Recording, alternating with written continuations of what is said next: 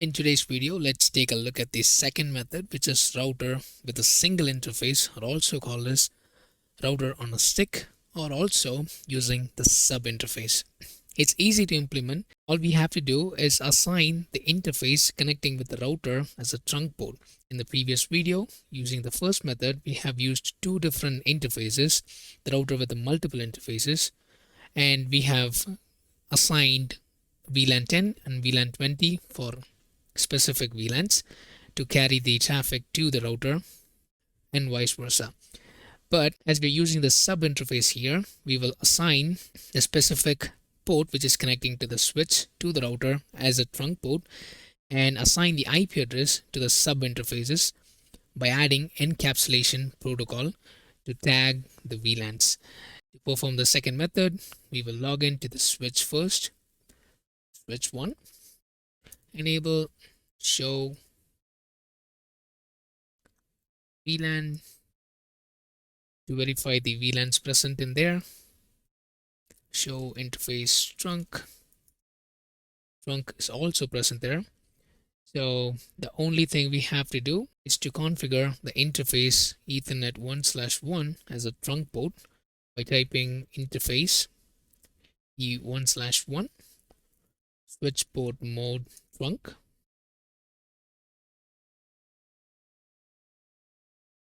And if the switch port mode trunk doesn't work, as it is layer 3, we should be assigning switch port trunk encapsulation .1q and switch port trunk mode switch port trunk.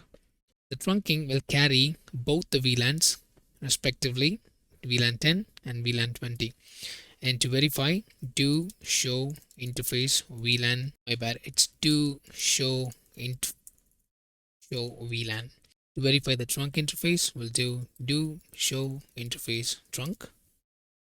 And as you see here, the Ethernet 1/1 is configured as trunk, and also it's carrying the VLAN 1, 10, and 20. As we have made the necessary configurations, we'll exit out of the config mode and save it. Once done, we will go to the router. So in the router, we will verify the interfaces. Interface brief. As we see, there's no IP addresses assigned to it. We will configure the interface, the main interface, which is E0/1 as no shut. And we will create the sub interface using the command interface Ethernet 0/1.10 as it creates a sub interface, and use the encapsulation .1q and the VLAN ID, which is 10, and the IP address, the default gateway IP 192.168.1.100. Once done, no shut. And then to carry the VLAN 20, we have to create the sub interface as .20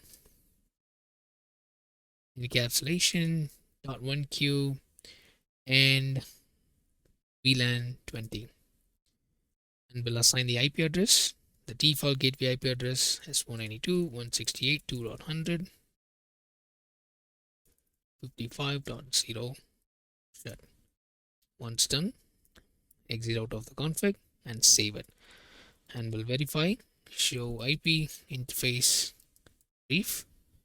As we see, the sub interfaces has been created right here with VLAN 10 and VLAN 20.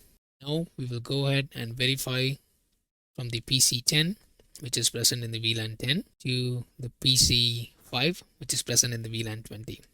To do that, ping 192.168.2. As we see, we were able to ping from the PC3, which is present in the VLAN 10, to the PC5, which is present in the VLAN 20. And also, we'll verify whether we'll be able to ping from PC4 to PC10, which is present in the VLAN 20 as well. So to do that, go into the PC4, ping 192.168.2.4, and we were able to ping the device as well. The disadvantage that I would like to say about this method is it offers affordable solution if it is a smaller network, but leads to the scalability issue if you're working for the larger enterprise network. So that's it for this video. Thank you so much for watching. Stay tuned for the next videos as well. Until then, bye from Rogan.